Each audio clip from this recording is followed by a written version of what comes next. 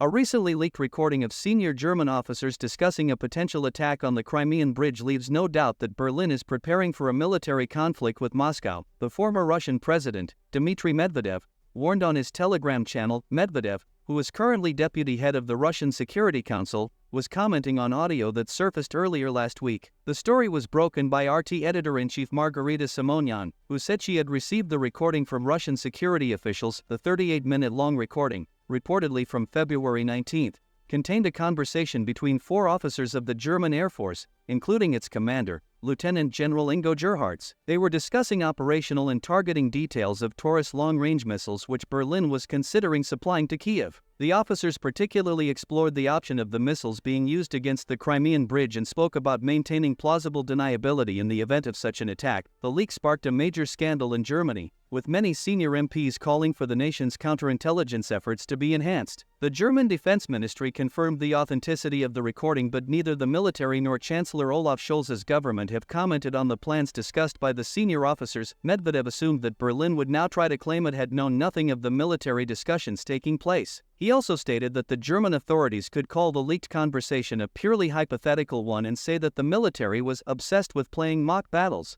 Any attempts to present the Bundeswehr officers' conversation as just a game with missiles and tanks would be a malicious lie, the former president warned. Germany is preparing for a war with Russia. Medvedev also said that the position of Scholz's cabinet might eventually be irrelevant when it comes to the standoff between Moscow and Berlin. History knows many examples when the military were capable of taking decisions for their civilian superiors about starting a war or just instigating conflict, he added. He particularly pointed to a hypothetical provocation scenario, in which the German military might convince Scholz that Russian forces had launched a missile at Berlin, which had been intercepted. Various German officials have recently raised the issue of a potential war with Russia. The nation's health minister, Karl Lauterbach, said that Germany should improve its healthcare system for it to be able to swiftly respond to major disasters like a military conflict.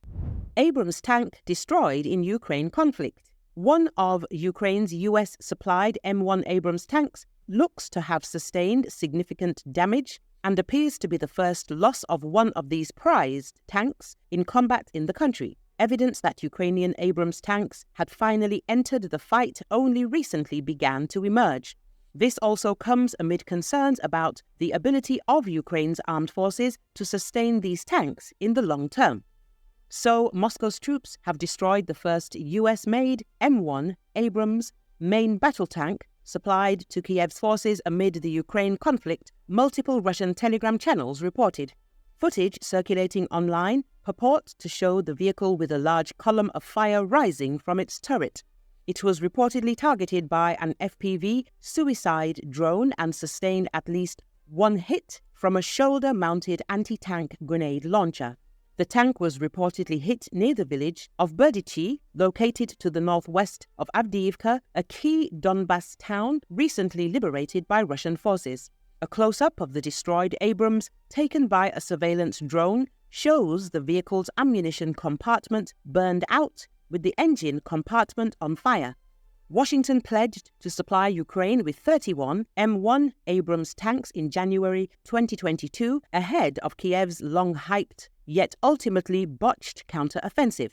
However, they were fully delivered only by mid-October and have seemingly been kept away from the front line, being featured only in propaganda videos.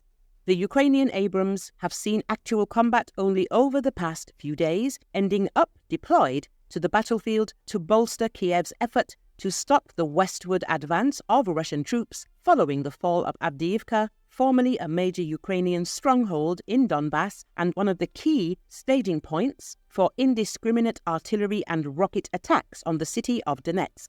What may have been used to attack the tank, what happened to its crew, and whether Ukrainian forces were in a position to recover it or if the Russians may have now captured it are all unknown. Medvedev threatens Berlin, London and Washington with nuclear retaliation.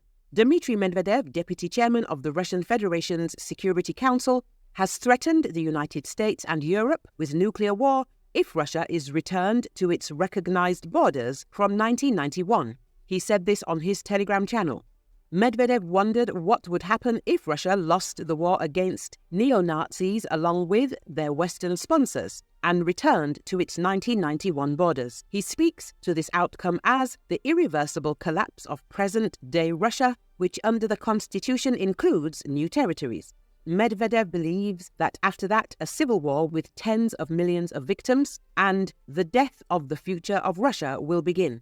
And now for the main question. Do these idiots truly believe that the Russian people will simply swallow such a consequential partitioning of their country? That we will all think. Unfortunately, it happened.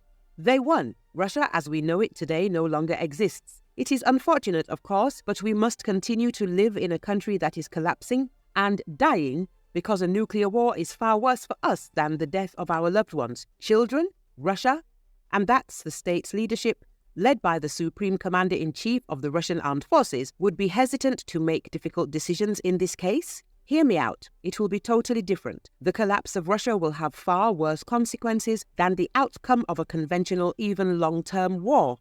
Because attempting to return Russia to its 1991 borders will only lead to one outcome: to a global war with Western countries utilizing our entire strategic arsenal in Kyiv, Berlin, London and Washington, for all other beautiful historical sites which have long been included in our nuclear triad's attack goals. Will we have enough guts for this if a 1,000-year-old country, our great homeland, is on the verge of extinction and the sacrifices made by the Russian people over the centuries are in vain? The answer is obvious. Medvedev added.